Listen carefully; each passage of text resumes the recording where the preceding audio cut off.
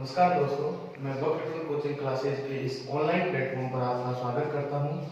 आज हम class 10th की एक्सरसाइज नंबर 6 त्रिकोणमितीय अनुपात के बारे में चर्चा करेंगे। इस त्रिकोणमितीय अनुपात में कुल हमारे पास 6 प्रकार के चिन्ह होते हैं, जिसमें number 1 sign theta, number 2 cos theta, number 3 tan theta, cot theta, shake theta एवं कोसेक थीटा आता है। जहां पर ये थीटा जो है वो डिग्री को प्रदर्शित करता है, कोण को प्रदर्शित करता है। सबसे पहले इस प्रश्नावली के, इस एक्सरसाइज के हम इन्हीं नामों के साथ उपनामों की चर्चा करेंगे। ये जितने भी नाम हैं, साइन थीटा का एक और उपनाम होता है जिसको कहा जाता है 1 कोसेक थीटा। साइन थीटा का उपनाम क्या होगा? 1 कोसेक थीटा। उसी प्रकार कोसेक थीटा का इसका अपोजिट बन जाएगा 1 साइन थीटा। साइन थीटा का उपनाम होता है 1 कोसेक थीटा। कोस थीटा का उपनाम होता है 1 शेक थीटा। उसी प्रकार सेक थीटा का उपनाम बन जाएगा 1 कोस थीटा। याद कैसे रखेंगे? साइन थीटा का उपनाम रहेगा 1 कोसेक थीटा और कोसेक थीटा का उपनाम रहेगा 1 साइन थीटा। कोस थीटा का उपनाम रहेगा 1 सेक थीटा, सेक थीटा का उपनाम रहेगा 1 कोस थीटा। उसी प्रकार टेन थीटा का उपनाम रहेगा sine theta upon cos theta और कोट थीटा का जस्ट अपोजिट कर दो इसके, cos theta upon sine theta. Tan theta और कोट थीटा के एक और उपनाम होते हैं, वो होता है 1 कोट थीटा और 1 टेन थीटा। तो मैं एक बार दोबारा रिपीट कर देता हूं। हमारे पास ट्रिग्नोमेट्री अनुपात में, ट्रिग्नोमेट्री फलन में जो हमारे पास त्रिकोणमितीय अनुपातों की संख्या टोटल जो होती है वो 6 प्रकार की होती है। कितने प्रकार की होती है? 6 प्रकार की। कौन कौन से ट्रिग्नोमेट्री फलन होते हैं, फंक्शन होते हैं? Sine theta, number 2 cos theta, number 3 tan theta, number 4 cot theta, number 5 sec theta, number 6 cosec theta. इन सब के अपने आप में एक उपनाम भी रखा होता है। साइन थीटा का उपनाम रहेगा 1 कोसेक थीटा। उसी प्रकार कोसेक थीटा का उपनाम रहेगा 1 साइन थीटा। कोस थीटा का उपनाम है 1 सेक थीटा और शेक थीटा का उपनाम रहेगा 1 कोस थीटा। टेन थीटा का है sine theta upon cos theta और कोट थीटा का अपॉन है cos theta upon sine theta. जैसा कि मैंने बताया, टेन थीटा और कोट थीटा ऐसे हैं जिनके दो उपनामों के द्वारा प्रदर्शित करवाया जा सकता है। टेन थीटा का एक और उपनाम होता है 1 कोट थीटा और कोट थीटा का उपनाम होता है 1 टेन थीटा। तो ये 6 प्रकार के जो ट्रिग्नोमेट्री फंक्शन है उनको हमें याद रखना है। अब इन्हीं त्रिकोणमितीय अनुपात जो हमारे पास जो फंक्शन है 6 प्रकार के, इन्हीं को लेकर जो महत्वपूर्ण सारणी है वो हमें कैसे बनानी है उसके बारे में चर्चा करते हैं। सबसे पहले जो हमारे साइन है, sine theta, cos theta, tan theta, shake theta, sine theta, cos theta, tan theta, cot theta, shake theta, cosec theta, ये हमारे पास 6 त्रिकोणमितीय फलन है और उन्हीं को लेकर हम एक सारणी तैयार करेंगे जो हमारे 6.1 में पूर्णतः काम में आएगा। इसमें कुछ, जैसा कि मैंने बताया, ये जो थीटा होता है वो डिग्री को प्रदर्शित करवाता है। ये थीटा डिग्री, कोण को प्रदर्शित करवाता है। इस सारणी में सबसे पहले जो हमारे पास डिग्री काम में आएगी वो रहेगा 0 डिग्री। कितने डिग्री रहेगा? 0 डिग्री। उसके बाद में जो डिग्री हम लेंगे वो रहेगा 30 डिग्री, 30 डिग्री। 30 डिग्री के बाद में जो हम अगला डिग्री लेंगे 45 डिग्री को लेंगे। 45 डिग्री के बाद में अगला जो हमारा डिग्री रहेगा वो रहेगा 60 डिग्री। 60 डिग्री के बाद में लास्ट जो हमारा कोण रहेगा वो 90 डिग्री, 90 डिग्री रहेगा। याद रहे कि हमारे पास जितने भी ये मान है, कोणों के मान हैं, वो सारे 15 की टेबल में आते हैं, वही मान ले रहे हैं। ये एक दिमाग में रखने की तरीका हो सकता है इसका। सबसे पहले यहाँ पर ये टेबल क्यों बनाते हैं उसके बारे में चर्चा करते हैं। ये टेबल इसीलिए बनाते हैं कि अगर हमारे पास कोई ऐसी वैल्यू आ जाए, जैसे sin 30 की वैल्यू पूछ ले और हमें उस वैल्यू का मान पता नहीं है, sin 90 की वैल्यू पूछ ले, वो हमें मान पता नहीं है, cot 45 की वैल्यू पूछ ले, वो मान हमें पता नहीं है। इस कारण इस टेबल को, इस सारणी का उपयोग किया जाता है। अब इस सारणी को बनाया कैसे जाएगा उसके ऊपर चर्चा करते हैं। सबसे पहले इस सारणी को बनाने के लिए एक हमें यूनिट याद रखनी है। सबसे पहले हम किस तरीके से इसको याद रख सकते हैं, वो है हमें एक छोटा सा एग्जांपल लेना है। जैसे मान लो दूध का एग्जांपल लिया, हम दूध की सबसे छोटी यूनिट को दिमाग में रखेंगे। सबसे पहले तो सबसे छोटी यूनिट होती है, वो क्या होती है, जीरो होती है। और अगर हम इसमें ही आगे बढ़ते रहे और दूध की सबसे छोटी यूनिट के बारे में चर्चा करें तो वो ये है पाव है। इट मींस 1/4, 1/4 इकाई रहता है। उसके बाद में हाफ, 1/4, 1/2 और इसके बाद में 3/4, 3/4 और सबसे मैक्सिमम जो यूनिट रहेंगी इसमें वो रहेगी 1 रहेगी। वापस बता देता हूं, एक छोटा सा एग्जांपल लेना है। वो क्या लेना है, दूध का एक माइंड में रखना है और सबसे छोटी यूनिट के बारे में चर्चा करेंगे 0, और फिर चौथाई हिस्सा होता है, फिर हाफ, आधा, फिर 3/4 और मैक्सिमम वैल्यू लेंगे वो 1 लेंगे। अब ये जितनी भी हमने यूनिट ली है उनके ऊपर रूट का साइन लगा देंगे, अंडर रूट का साइन लगा देंगे। और कुछ ऐसी वैल्यू है जिनका अंडर रूट हमें हमेशा याद रखना है, जैसा कि 0 का रूट जो होता है वो 0 रहेगा, ये हमेशा काम में आने वाला वैल्यू। इसी प्रकार 1 का अगर रूट देखें तो 1 का रूट हमेशा क्या रहेगा, 1 रहेगा। वैसे ही रूट 2 की वैल्यू, वैसे तो दशमलव में 1.414 चलती है, लेकिन हमें यहाँ पर त्रिकोणमितीय अनुपात में रूट 2 की वैल्यू सारणी के लिए रूट 2 ही लेनी है। रूट 3 की वैल्यू रूट 3 रखनी है और रूट 4 की वैल्यू, जैसा कि हमें पता है रूट 4 का जो मान होता है वो कितना होता है, 2 होता है। हमें ये 5 वैल्यू हमेशा याद रखनी है। अब इन सब का रूट निकालते हैं अलग अलग। जैसे हमें पता है कि 0 का रूट कितना होता है, 0 होता है। 0 का रूट कितना है, 0। इसी प्रकार 1/4 का अंडर रूट हमें क्या निकालना है, 1/4 का अंडर रूट निकालना है। 1 का अंडर रूट कितना होता है, 1, और रूट 4 की वैल्यू कितनी होती है, 2। तो 1/4 का कितना बन जाएगा, 1/2। अगला पद है हमारा 1/√2, दोनों रूट में है, 1 का होता है 1 और रूट 2 की वैल्यू हमें त्रिकोणमितीय फलन में क्या रखना है, √2 रखना है।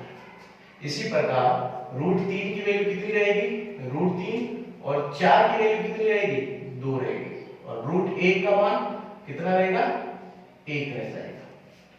ये हमारे पास जो भी मान आए हैं और हमें ये देखना है कि हमारे सारणी में डिग्री कितने हैं, 0 degree, 30 degree, 45 degree, 60 degree, 90 degree. इस सारणी को बनाने का सबसे आसान तरीका यही है कि हमें सबसे पहले एक ये दूध का एग्जांपल लेना है और यूनिट में डिवाइड करना है और जितनी भी यूनिट है उन सब का हमें रूट निकालना है और फिक्स वैल्यू है जो रूट की वो हमें याद रख के इनका मान लिखना है। और ये जितनी भी वैल्यू है वो सारी सारणी के फर्स्ट कॉलम में लिखी जाएगी। क्या है, सबसे पहले कौन सी वैल्यू है, 0, उसके बाद में कौन सी वैल्यू है, 1/2। यहाँ पे भी ध्यान रखिएगा इसकी वैल्यू कितनी है, 1/√2। अगली वैल्यू कितनी है, √3/2 और इसके बाद में लास्ट वैल्यू क्या है हमारी, 1। अब इससे हम क्या सीखते हैं, जैसे अब हमारे पास ये मिलेगा कि sin 0 की वैल्यू, अगर हमसे ये पूछा जाए sin 0 डिग्री की वैल्यू कितनी होती है तो हमारे पास ये रहेगी सारणी और 0 की वैल्यू कितनी दिखाई दे रही है, 0। तो आज के बाद याद रखेंगे हम sin 0 डिग्री की जो कांस्टेंट वैल्यू है उसका मान कितना है, 0 है। और हमें ये पूछा जाए sin 45 की वैल्यू कितनी है तो sin 45 डिग्री की, ये हमारी आने वाली एक्सरसाइज में हर जगह काम में आने वाला है, तो ये सारणी बहुत इंपॉर्टेंट है। sin 45 की वैल्यू जो है वो कितनी शो हो रही है, 1/√2। इसी प्रकार मैं अगर आपसे पूछूं साइन 90 की जो वैल्यू है वो कितनी रहेगी, 1 रहेगी। तो अब हम किसी भी डिग्री का मान बता सकते हैं। उसी प्रकार हमारे पास और भी त्रिकोणमितीय फलन है। नंबर 2 पर आता है कोस थीटा। कोस थीटा की जो मान है उसको याद रखने का ये आसान सा तरीका ये है, जो भी हमने वैल्यू यहां से लिखी है जस्ट इसका उल्टा यहां पे लिखना स्टार्ट कर दो। पोज पकड़ो यहां से और वापस लिखना स्टार्ट कर दो। लास्ट में क्या है इसकी वैल्यू 1। ये याद रखने का तरीका है, नियम के अकॉर्डिंग भी इसको निकाला जा सकता है, सिर्फ याद कैसे रखना है वो बता रहा हूं आपको। यहां पर अगला वैल्यू क्या है, √3/2। जस्ट पीछे से चलते रहो, 1/√2, 1/2 और 0।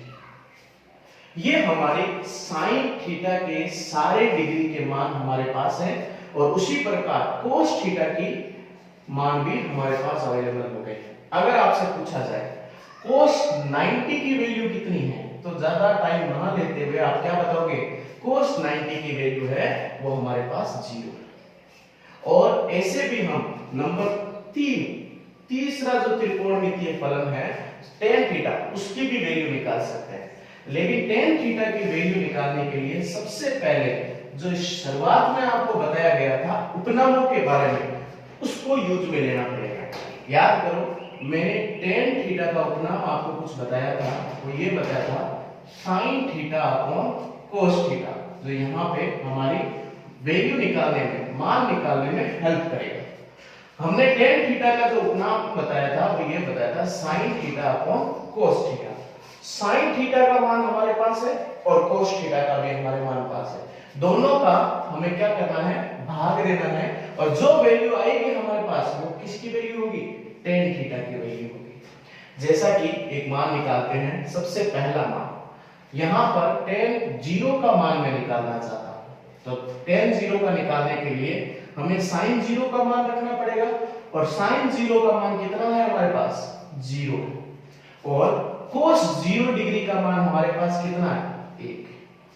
तो एक मैं आपको यहां पर बताना चाहूंगा कि जब हम किसी भी नेचुरल नंबर के ऊपर 0 रखें या 0 में किसी भी नेचुरल नंबर का भाग लगाएं, प्राकृत संख्या का भाग लगाएं, तो हमारे पास सदैव उत्तर क्या आएगा, 0 आएगा।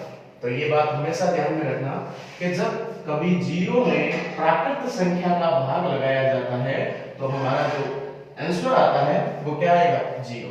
तो अगर मैं आपसे पूछूं tan 0 का मान आपके पास क्या आया, तो आपके पास मान आएगा 0। तो यहाँ पर tan 0 का अगला मान क्या आया, जैसा साथ में लिखते जाना ताकि आपके लिए आसान रहे, ये आ गया 0।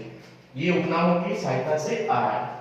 अगले में आता है, सर हमने 0 का मान तो निकाल लिया, अगर हमें tan 30 डिग्री का मान निकालना हो तो हम क्या करेंगे। जैसा कि मैंने बताया उपनाम की सहायता से हम tan 30 की वैल्यू भी निकाल सकते हैं, मगर आपको sin 30 की वैल्यू पता होनी चाहिए, और sin 30 की वैल्यू हमारे पास कितनी है, 1/2। तो sin 30 की वैल्यू लगाएंगे 1/2। उसी प्रकार cos 30 की वैल्यू भी हमें लगानी पड़ेगी, वो कितनी है, √3/2। ये सारणी कम से कम हमें 5 से 6 नंबरों के लिए हेल्प करेगी, इसलिए इस सारणी को समझना बेहद जरूरी है। ये हमारे पास मान है, इसका गणितीय विश्लेषण करते हैं 1/2 और इसको उल्टा करते हैं तो ये क्या बन जाएगा, मल्टीप्लाई में आके ऊपर आ जाएगी संख्या 2/√3। आगे गणित की हल करते हैं इसको, तो ये 2 से 2 कट जाएगा, बचेगा क्या, 1/√3। और ये 1/√3 जो वैल्यू आई है वो किसका मान है हमारे पास, ये है sin 30 tan 30 का मान है। तो tan 30 की वैल्यू हमारे पास कितनी है, ये आई 1/√3। हमने उपनाम की सहायता से tan 0 का मान भी निकाल लिया और tan 30 का मान भी निकाल लिया। इसी प्रकार हम आगे भी इसको अप्लाई कर सकते हैं। अगला मान है हमारे पास tan 45। तो tan 45 का मान निकालने के लिए सबसे पहले sin 45 के मान की जरूरत पड़ेगी। तो sin 45 का मान टेबल में देखो और यहाँ पे अप्लाई कर दो। अगला जो रहेगा cos 45 का मान रहेगा, अगला मान रहेगा cos 45, तो cos 45 का मान भी यहाँ पे रख देंगे। 4 वैल्यू है, गणितीय विश्लेषण सबको आना चाहिए, 1/√2 और इसको जब गुणा में कन्वर्ट करेंगे तो ये बन जाएगा √2/1। कैलकुलेशन करेंगे इसकी, √2 से √2 कट जाएगा, 1/1 आएगा और 1/1 का मीन क्या होता है, 1 होता है। तो दोस्तों हमारे पास tan 45 की वैल्यू भी आ गई है। कितनी आई tan 45 का मान, tan 45 का मान आया 1। टेबल को आगे लिखते जाओ साथ साथ में, कोई कंफ्यूजन नहीं रहेगा। एक बार समझ में आ गया कि हम किस बेस के साथ काम कर रहे हैं तो टेबल भी समझ में आ जाएगी। नेक्स्ट है tan 60, tan 60 का मान भी अप्लाई करना है। तो tan 60 का मान निकालने के लिए हमें सबसे पहले किसकी जरूरत पड़ेगी, sin 30 की वैल्यू।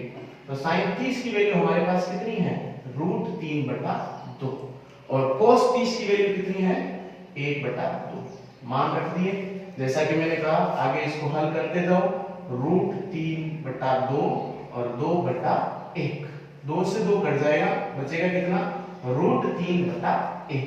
जब नीचे बट्टा में अगर 1 लिखा जाए, उसको लिखे या ना लिखे कोई फर्क नहीं पड़ने वाला, तो हम यहाँ पर सीधा मान क्या रखेंगे, √3 रखेंगे। क्या रखेंगे, √3। तो हमारे पास tan 60 की वैल्यू भी अवेलेबल है, कितनी है, √3। बची है लास्ट वैल्यू जो tan 90 का मान निकालना है। उपनाम की सहायता से करते रहो tan 90 का मान, लेकिन जरूरत हमें किस चीज की पड़ेगी, sin 90 और cos 90 की। तो sin 90 का मान कितना होता है, 1 और cos 90 का मान 0। यहां पर मैं एक चीज और समझाना चाहूंगा, ऐड करते रहना अपने साथ में। जिस तरीके से हम शून्य में नेचुरल नंबर प्राकृतिक संख्या का भाग दिया तो हमारे पास 0 आ है, उसी प्रकार जस्ट इसका अपोजिट ये याद रखना है कि हम किसी भी नेचुरल नंबर में 0 का भाग देते हैं तो हमारे पास जो उत्तर आएगा वो इनफाइनाइट, अनंत आएगा। इसका जो साइन है इसको कहा जाता है अनंत। ये हमें याद रखना है, किसी भी 0 में अगर नेचुरल नंबर का भाग दें तो 0 और नेचुरल नंबर में 0 का भाग दें तो अनंत आएगा। तो इस बार हमने क्या किया है, 1 में 0 का भाग लगाया है तो हमारे पास वैल्यू क्या आएगी, अनंत। तो अब ध्यान से देखो, हमारे पास sin थीटा के प्रत्येक मान की वैल्यू अवेलेबल है, cos थीटा के सभी मानों की वैल्यू अवेलेबल है और tan थीटा के भी मान की वैल्यू अवेलेबल है। अगला जो त्रिकोणमितीय फलन आता है वो आता है cot थीटा। जिस तरीके से हमने sin थीटा के सारे मानों को लिखा था और इसका अपोजिट पीछे से इन सारे मानों को उतारा था, ये याद रखने की एक ट्रिक थी। उसी प्रकार tan थीटा के जितने भी मान हैं उनको पीछे से लिखना स्टार्ट कर दो।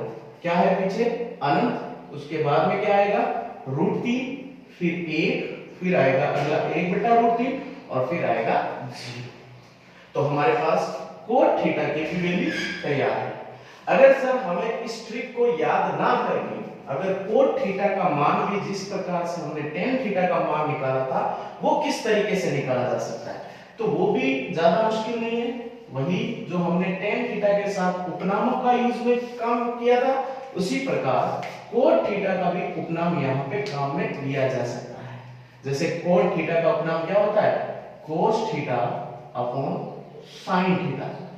तो जितने भी cos थीटा की वैल्यू है उनमें sin थीटा की वैल्यू का भाग देंगे तो जो भी रिजल्ट आएगा वो सारा क्या आएगा, cot थीटा का मान आएगा। और हमने ये जो सारणी में जितने भी मान रखे हैं वो सारी वैल्यू वही आएगी जो अभी यहाँ पे रखी है। तो ये एक तरीका है सारणी को याद रखने का, इसीलिए वापस बता देता हूँ, tan थीटा के हमने जो भी मान लगाए हैं उसको जस्ट पीछे से लिखना स्टार्ट कर दो, वो सारे मान किसके होंगे, cot थीटा के रहेंगे। तो हमारे पास 4 की वैल्यू आ गई। इसका 5वां फलन होता है वो होता है sec थीटा।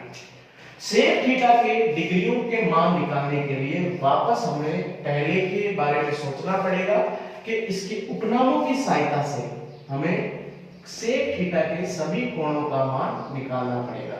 याद रखो दोस्तों कि sec थीटा का जो उपनाम होता है वो क्या होता है, 1/cos थीटा। और cos थीटा के सारे मान हमारे पास सारणी में अवेलेबल है।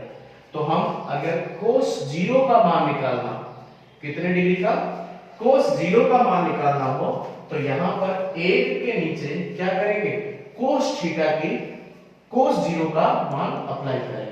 क्या रखेंगे, cos थीटा का मान अप्लाई करेंगे। तो cos 0 का मान कितना है, 1, और sec 0 का मान निकालना है तो 1 में 1 का भाग लगाया तो कितना आएगा, 1 आएगा। तो यहां पर हमारी वैल्यू कितनी आ जाएगी, 1 आ जाएगी। क्या आया, cos 1 बटा cos थीटा, और 1 का 1 रहने दिया, और cos 0 का मान लगाया कितना, 1। तो हमारे पास ये संख्या आई 1 बटा 1, 1 में 1 का भाग देंगे तो हमारे पास कितनी वैल्यू है, 1। तो ये किसका मान है, 1, ये है sec 0 का। तो हमने यहाँ पर sec 0 वाले कॉलम में क्या मान रख दिया, sec 0 का 1। उसी प्रकार सर अगर हमें ये sin sec 30 की वैल्यू निकालनी हो तो कोई दिक्कत नहीं है, हमारे उपनाम की सहायता से चलते रहो, sec 30 की भी वैल्यू निकाली जा सकती है। sec 30 की वैल्यू निकालने के लिए हमारे पास क्या अवेलेबल होना चाहिए, cos 30 का मान हमें याद होना चाहिए। cos 30 का मान कितना है, √3 बटा 2, और ये 1 ऊपर कहां से लगा, ये हमारे इस उपनाम से लगा। जब हमें ये पता होना चाहिए, जब हमारे पास कोई भी तीन वैल्यू आ जाती है तो हम इसको किस तरीके से लिखते हैं, ये आ जाएगा 2 बटा 1। तो ये कैसे बनेगा, ये हमारे पास बनेगा 2 बटा √3। तो sec 30 की वैल्यू कैलकुलेशन को सरल करना आना चाहिए, 2 की गुणा 1 के साथ की 2, और 3 की √3 की गुणा 1 के साथ की √3। तो sec 30 की वैल्यू हमारे पास कितनी है, √3 बटा 2। या फिर हमें ये भी याद रख सकते हैं, ये जो वैल्यू है इसको उल्टा बना दो तो हमारे पास वापस यही आने वाला है। तो अगला मान क्या आया, 2 बटा √3। इसी प्रकार sec 30 का मान निकालिए, sec 45 का मान निकालने के लिए cos 30 की जो भी वैल्यू है उसको उल्टा कर दो, ये याद रखने का एक और तरीका है। तो 1 बटा, हमारे पास क्या मान है इसका, 1 बटा √2, इसको उल्टा किया तो क्या आएगा, √2 बटा 1। जैसा कि मैंने बताया, बट्टा में 1 लगाने का कोई मतलब नहीं है, बेस में अगर 1 आ जाए तो हम सीधी वैल्यू लिख सकते हैं। तो हमारे पास sec 45 की वैल्यू कितनी है, √2। उसी प्रकार sec 60 की वैल्यू लिखनी है तो cos 60 की वैल्यू को उल्टा कर दो, तो 1 बटा 2 को उल्टा करेंगे तो क्या आएगा, 2 बटा 1। तो इसको क्या लिख सकते हैं, 2 बटा 1, और 1 लिखने की जरूरत नहीं है। तो हमारे पास sec 60 की वैल्यू कितनी होगी, 2 होगी। sec 90 का मान निकालना है और यहाँ पे 0 है, 0 को उल्टा कैसे करेंगे, 0 को उल्टा नहीं कर सकते, अकॉर्डिंग टू सूत्र फॉर्मूले के साथ चलते हैं। sec 90 का मान निकालना है तो 1 का 1, और cos 90 का मान कितना है, 0। तो अब आपको याद रखना है, किसी भी नेचुरल नंबर में 0 का अगर भाग दिया जाता है तो हमारे पास रिजल्ट क्या आएगा, अनंत। तो हमारे पास sec की जो वैल्यू है वो क्या आएगी, अनंत, इनफाइनाइट आएगी। तो हमारे पास sec 90 की वैल्यू कितनी आएगी, अनंत आएगी। ये हमारे पास sin cos tan cot sec इन सब के 90 डिग्री तक के वैल्यू अवेलेबल है। अब अगर आपसे पूछा जाए कि sec 90 का मान कितना होगा, तो आप सारणी में देख के बता सकते हो sec 90 का मान कितना होगा, अनंत। और ये अनंत आया कैसे, ये भी आप बता सकते हो कि सर अनंत जो है 1 में 0 का भाग लगाया तो हमारे पास अनंत वैल्यू आई, और ये sec 90 की वैल्यू है, sec 90 का मान है। इस त्रिकोणमितीय फलन में लास्ट जो बचता है त्रिकोणमितीय फलन वो होता है कोशेक थीटा। कोशेक थीटा के मान याद रखने के लिए यहाँ पे भी एक आसान तरीका है कि हमने sec का जो भी मान रखा है उसको उल्टा लेना। क्या है, अनंत 2 √2 2 बटा √3, और अगला वैल्यू क्या आएगा, 1। तो हमारे पास जो हमारी वैल्यू आई है वो ये आ गई 1। एक बार ये इंपॉर्टेंट सारणी को हम एक बार और पढ़ते हैं, देखते हैं ये मान कैसे आए। सबसे पहले हमारे पास 6 प्रकार के त्रिकोणमितीय फलन है। पहला फलन है sin थीटा, दूसरा फलन है cos थीटा, तीसरा फलन है tan थीटा, चौथा फलन है cot थीटा, पांचवा फलन है sec थीटा, और छठा फलन है cosec थीटा। वापस मैं बता दूं, थीटा जो है वो कोणों को प्रदर्शित करवाता है। और सारणी में हमारे पास कौन कौन से कोण रहेंगे? सबसे पहला जो कोण रहेगा वो रहेगा 0 डिग्री, अगला रहेगा 30 डिग्री, उससे 45, 60 और 90। और एक्सरसाइज 6.1 में ये सारणी सबसे महत्वपूर्ण योगदान निभाएगी और हमें सवालों को हल करने में सबसे ज्यादा मदद करेगी। तो सारणी को करना कैसे है, फटाफट रिपीट कर देता हूं। सबसे पहले हमें एक दूध का एग्जांपल लेना है और इसमें सबसे छोटी यूनिट से मैक्सिमम 1 तक हमें लेके जाना है। सबसे छोटी यूनिट रहेगी वो रहेगी 0। उसके बाद में अगर हम दूध की लैंग्वेज में, दूध की भाषा में कहेंगे तो पाव को गणितीय भाषा में कैसे लिखेंगे? 1/4। फिर आता है आधा किलो, इट मींस 1/2। फिर आएगा 3/4 और फिर लास्ट वैल्यू आएगी वो 1। इन सभी वैल्यू के ऊपर रूट का चिन्ह लगाना है, अंडर रूट का चिन्ह लगाना है। और हमें कुछ ऐसे वैल्यू है जिनका अंडर रूट हमें हमेशा याद रखना पड़ेगा और त्रिकोणमितीय फलन में हमेशा इनका यूज होता रहेगा। जैसा कि 0 का रूट कितना होता है? 0। 1 का रूट कितना रहेगा? 1। रूट 2 की वैल्यू दशमलव में इसका मान अलग होता है, लेकिन यहां पे रूट 2 की वैल्यू हमें क्या लिखनी है? रूट 2। रूट 3 की वैल्यू भी हमें कितनी लिखनी है? रूट 3। और रूट 4 की वैल्यू हमें कितनी लिखनी है? 2 रखनी है, क्योंकि रूट 4 की जो है अंडर रूट होता है 2। ये जो मान है, ये सारे मान निकाल के हमें साइन के सभी डिग्री में अप्लाई करना है। और उसी प्रकार मैंने याद रखने के लिए ये एक तरीका बताया था कि कोस थीटा का मान अगर हमें टेबल बनाने के लिए याद रखना है तो साइन थीटा के जो भी मान लिखे थे वहां से पीछे से लेकर वापस उसको उल्टा लिख रहे हैं, तो कोस थीटा के डिग्री के मान हमारे पास आ जाएंगे। फिर मैंने बात की थी टेन थीटा की, तो टेन थीटा के बारे में बताया था उपनामों के यूज में होता है। टेन थीटा का जो उपनाम होता है वो ये होता है साइन थीटा बटा कोस थीटा। तो उपनामों की सहायता से सबके डिग्रियों के मान लगा के हमने टेन थीटा के भी वैल्यू निकाली। कोट थीटा का जो टेन थीटा के मान आए थे उसको जस्ट उल्टा लिख दिया तो हमारे पास क्या आ गया? कोट थीटा की वैल्यू आ गई। अगला सेक थीटा का उपनाम की सहायता से निकाला था और कोसेक थीटा को हमने उल्टा करके लिख दिया। इस प्रकार से हमारी ये इंपॉर्टेंट सारणी जो है, टेबल जो है हमारे पास तैयार है। मैं आप सबसे रिक्वेस्ट करूंगा कि ये टेबल अपनी नोटबुक में उतार लें और आगे जो हम पढ़ेंगे वो हम पढ़ेंगे सर्व समीकरणों के बारे में। Thank you.